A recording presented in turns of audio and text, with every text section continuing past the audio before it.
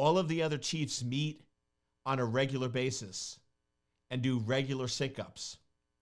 And I don't get invited to any of those meetings. So they don't see me that way.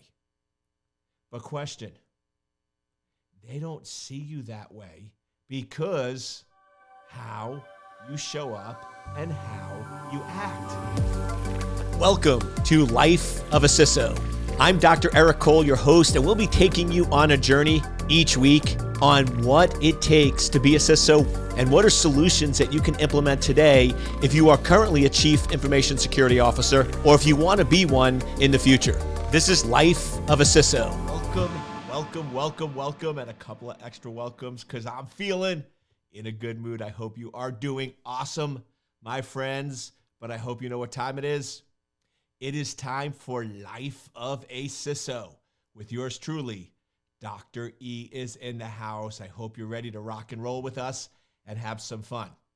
So I always base these podcasts sort of on real life, the coaching, the feedback, and the trends and patterns I'm seeing. And it's interesting because I was working with a client on one type of engagement.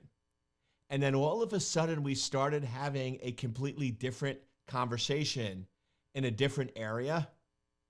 And he looked at me and said, Eric, I never saw you that way. You never showed up that way to me. I always thought you were this person. I didn't realize you had this whole other area that you could help us out with. And that got me thinking, and I started observing and watching of how people show up. How you show up on social media, how you show up to a meeting, how you show up in email, how you show up to coworkers, right? How you show up to those around you. It all sends a message, right? We always hear about first impressions, and you hear all these studies where people often make a decision about you within the first 30 to 45 seconds, which means how you're showing up, how you look, what you say, your energy levels, all those things are important and critical. And as I started watching and observing, I realized probably one of the biggest fundamental problems we have with cybersecurity leadership is we don't show up as leaders. Now, you could reverse it. And I had this debate with one of my clients where he says, but Eric, they don't see me that way. They don't see me as an exec. Even though I'm a chief officer, none of the other chiefs see me that way. All the other chiefs sit in the executive suite, and my office is down by IT. All of the other chiefs meet on a regular basis and do regular sync-ups, and I don't get invited to any of those meetings. So they don't see me that way. But question, they don't see you that way because how you show up and how you act, right? It all goes together. I think if you followed me long enough, or if you're new, you'll learn the philosophy, but I'm a big fan of be at cause, not effect. Take control of your life. Yes, you can sit there and say, it's their fault, they should invite me, they should have moved my office, they should, and you're basically letting them control your life. But what if you say, I should have? What if you flip it and take cause? I always love when I ask the question, when I go and I see the CISOs don't sit in the executive suite. And I go, well, how come you don't sit in the executive suite? Oh, well, this is how they do it. They view me technical. They don't view me as one of them, blah, blah, blah. How many times have you asked to move your office to the executive suite? And it's like I just asked them to solve a quadratic equation. They're like, I'm like, so is that a zero? And they're like, uh-huh. I'm like, so let me get this straight. You are not in the executive suite, even though you're a chief officer. You are not invited to the meetings because you're not in the executive suite, and proximity is power. And you've accepted that as a reality, and you've never, ever asked. So what's going to happen? You get what you tolerate. Too many CISOs tolerate BS. They tolerate being treated like a techie. They tolerate being treated as a non-executive, and that is unacceptable. Show up, my friends. Show up, right? If every week you asked, hey, I have some great ideas. I'd love to be involved more in the business, but it's hard with my office being on the 3rd floor and you're all on the 7th floor. I was wondering if I could move my office to the 7th floor. And just start asking. Then start scoping out. You don't want to get anyone mad at you. But what I did in one case is I went in there and said, wait a second. All the chiefs are on the 7th floor, and everyone that reports to them are on different floors. But wait a second.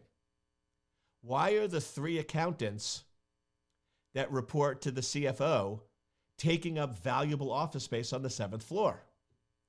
So I made a pitch on behalf of the CISO to show them how it was done. And I basically said, listen, all the operations folks are on the 4th floor. All the IT folks are on the 5th floor. So there's no reason that the accountants need to be on the 7th floor. So why don't we move them to the 5th floor where they can actually be around the other folks, which is going to make it easier for them to do their job.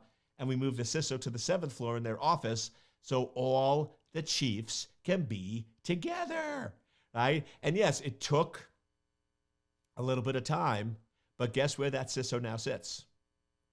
On the 7th floor.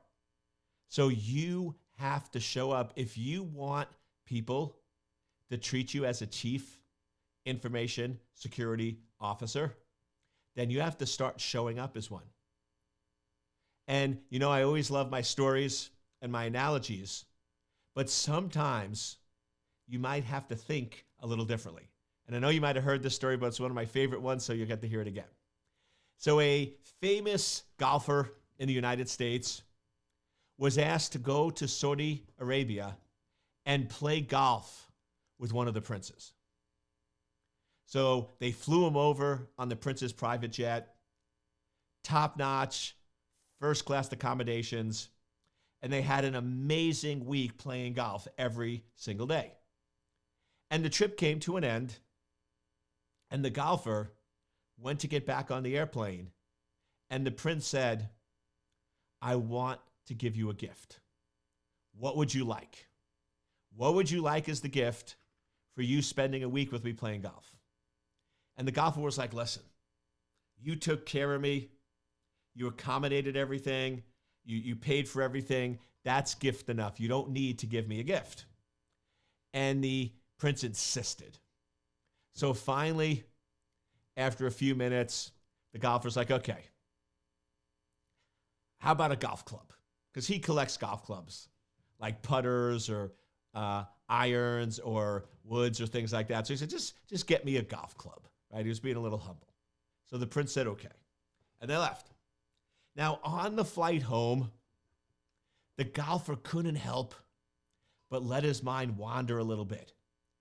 What type of golf club would a prince get me?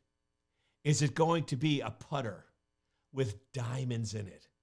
Or is it going to be a 5-iron made of solid gold with platinum accents? Right? He's just imagining this. So he gets home and he's awaiting a box. And days and weeks go by.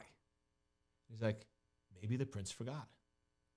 And then about 6 weeks later, there's a knock on the door, and there's a thick FedEx box that he has to sign for. And it's from Saudi Arabia. But he's holding a box, like 5x9. He's like, this can't be a golf club. Right? There's no possible way it would fit in there. So he's curious. So he opens it up, and it's a stack of papers. He's like, what in the world? And he starts reading it. And the prince, as a gift, gave him the deed to a 36-hole golf club or golf course, as we might call it. Now let that sink in. The golfer, when he said golf club, he was thinking putter or iron. When the prince heard golf club, he thought golf course. He thought, oh, okay, he wants me to gift him a golf course, right? Because in his mind, that's a reasonable thing, right? For other folks, that's crazy, but for a prince, that's reasonable. But the whole lesson of the story is royalty thinks differently. Princes think differently. Kings think differently. CISOs think differently. Are you still thinking like an IT person, or are you thinking like a CISO? Are you still thinking like an engineer, or are you thinking like a chief officer at $1 billion company? It's all about mindset. Now, here's where the magic, I'm going to give you the magic. The magic is this. You start showing up, behaving, and acting before it becomes a reality. One of the biggest misnomers and biggest lies that they tell us growing up is the phrase, seeing is believing. When I see it, I will believe it. Well, guess what? You're not going to be seeing a whole lot, because that's not how the mind works. That's not how this game of life is played. The game of life is played, you believe it before you see it. You make it so real in your conscious mind that your unconscious, which is your genie, your magic genie, right? Many of you probably watched Aladdin and said, it would be so cool if we had a magic genie. Guess what you do? Your unconscious mind is the magic genie. It's basically, your wish is my command. You tell me what you want, and I will give it to you. So if you sit there and say, I am not CISO material, your unconscious mind says, your wish is my command, boom, and delivers you as non-CISO material. No one will hire me as a CISO. Well, here's the problem. If your conscious mind, your identity, is identifying as no one will hire me as a CISO, if somebody hires you as a CISO, that means you're a liar, right? And you can't be a liar. So your unconscious mind that protects you and keeps you safe, the magic genie says, whoa, whoa, whoa. If you're saying nobody is going to hire you as a CISO, we have to honor that. We have to prove that you are honest and you're not a liar. So we have to go in and manifest, and your wish is our command. You will not be hired as a CISO.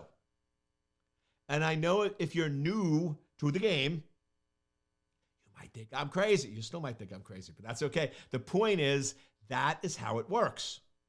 So you have to change and start showing up as a chief officer before you have the title. You need to start acting and behaving as a chief officer. How would a chief information security officer act at a $1 billion company? And that's what you need to do. So let's start breaking down the basics. First, if I go in and I look at your social media, if I look at your social media profile, what do I see? What does it scream out to me? Does it scream out that you're not even on social? Which, by the way, I always crack up, because you still, and I'm shocked in the current day and age we live, you still get this, but I ran across somebody who claimed and here's why I say claimed, that, oh, they run a cybersecurity company. They're a top-notch cybersecurity professional. I'm like, great. Give me your social media profile and I'll follow you and we'll sync up. And they're like, oh, Eric, really? You're on social media? Oh, I don't do social media. It is not safe and secure. And you know what my response was? How did you get here? Because I met them at an office. I'm like, how did you get here? Like, what do you mean? Like, do you live in this office? And they said, no. I said, then how did you get here? And they're like, well, I drove in my car. Oh my God. I cannot believe you drove in a car. Do you know how dangerous that is? Do you know how many people die in car accidents? Do you realize that driving a car is the most dangerous form of transportation? So you're going to call yourself a cybersecurity person and you're going to drive in a car? Are you crazy? Right? And they're looking at me like I'm nuts. And I'm like, the point of it is this. Everything is dangerous. Everything has risks, but you need to do it in a safe manner. And here's the irony. And I teach this to people all the time. The worst thing you could do is not be on social. And here's why. If Eric Cole, with this picture, the cybersecurity guru, or Yoda, I don't know if I want to be a Yoda, right, is not on social media, that means it is easy and simple for somebody to impersonate me. All they have to do is find a picture of me, which is out there. They create an Eric Cole account with my picture, cybersecurity. And if that's the only profile out there for me, I am making it easy and simple for somebody to hijack my identity. But if I go in and I take control, and there's an Eric Cole with this picture that I control and own, and I buy the real estate on social, and I'm actively posting content that's aligned with who I am and my identity, it makes it much, much harder for somebody to hijack my identity. So this whole irony of, oh, I don't do social, maybe in 2010 you could survive. You're not today. If you're going to be a world-class CISO, you must be on social. World-class. If you want to be average, don't. But if you're average, I've probably annoyed you enough that you probably don't listen to me anymore because I don't like average, I don't tolerate average, and I'm not here for average. I don't get along well with average people, and that's okay. And everyone's different, right? Because I see greatness in you, and I want you to push yourself outside your limits. I want you to take your life and your career to the next level, because guess what? You, your family, and everyone in your life deserves it. You deserve to be the best version of you. And if somebody is average, that makes them very uncomfortable and they don't like it, which is okay. Right? The world needs a lot of different people, but you need to be on social. So back, when I look at your social media profile, what does it tell me? How are you showing up on social?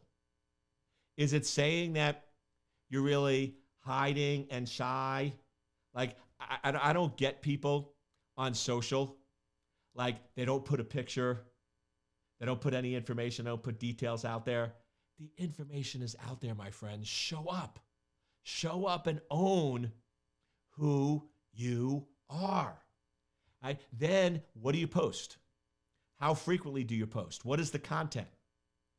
Are you posting just other people's content? Are you posting technical content? Or are you posting what a chief officer would post? Business articles. How to grow the business. How to use cybersecurity as a business enabler. People are watching you on social. Prospects are watching you on social. When you apply to a job, they are watching you on social. How are you showing up? Wouldn't you love to get to the point where your social media is so dominant, and screams world-class CISO, world-class CISA. That's what it's screaming when you go to that site. And people and companies are calling you saying, hey, would you like to be our CISO?